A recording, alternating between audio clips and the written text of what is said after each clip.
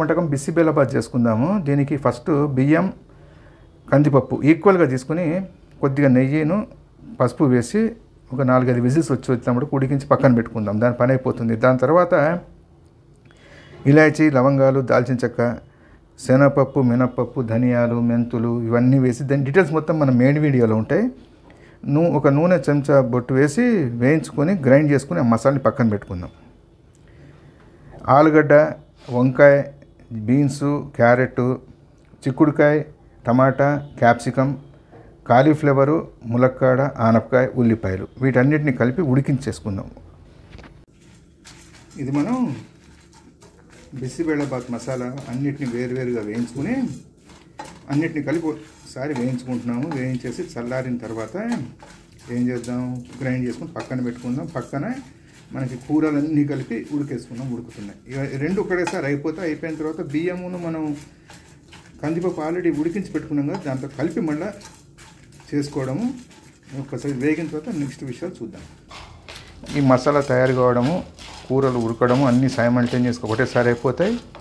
Already మనం అన్నము కందిపప్పు ఉడికించి పక్కన పెట్టుకున్నాం.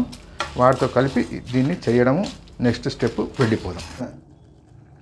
పక్కన పెట్టేసిన తర్వాత గిన్నెలో నెయ్యి వేసి ఆవాలు, జీలకర్ర, కొద్దిగా ఇంగువ వేసి పోపు వేసుకున్నాం. పోపు వేసి దానిపైనుంచి ముక్కలు వేసాం. అన్నమును కందిపప్పు ముందు రెడీ చేసి పెట్టుకున్నాం కదా, దాన్ని వేసేసి నీళ్లు కూర ఉడకబెట్టుకున్నటువంటి నీళ్ళు వేసాము.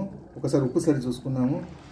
మొత్తం రెడీ అయిపోయింది. పైనుంచి కొత్తిమీర, జీడిపప్పు వేసుకుని సర్వ్ చేసుకోవడమే. నేను ఒక్క నిమిషం ఇది నేను మొత్తం అయిపోయిన తర్వాత లాస్ట్ స్టేజ్ చూపెట్టేస్తాను. కూరలు అవన్నీ వేసిన తర్వాత ఏం చేసాం, చింతపండు రసం వేసాము.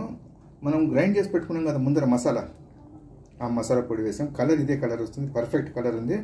దీనికి నెయ్యి మస్ట్. నెయ్యి లేకుండా ఇది అంత బాగోదు. నెయ్యి తెచ్చిపెట్టుకొని నెయ్యితో తినండి, చాలా బాగుంటుంది. ఒక్క నిమిషం ఫైనల్ స్టేజ్కి నేను ఒక్క నిమిషంలో చూపెట్టేస్తాను. చెప్పా కదా దీనికి పూర్తి అయిపోయింది. నెయ్యి రుచి అండి.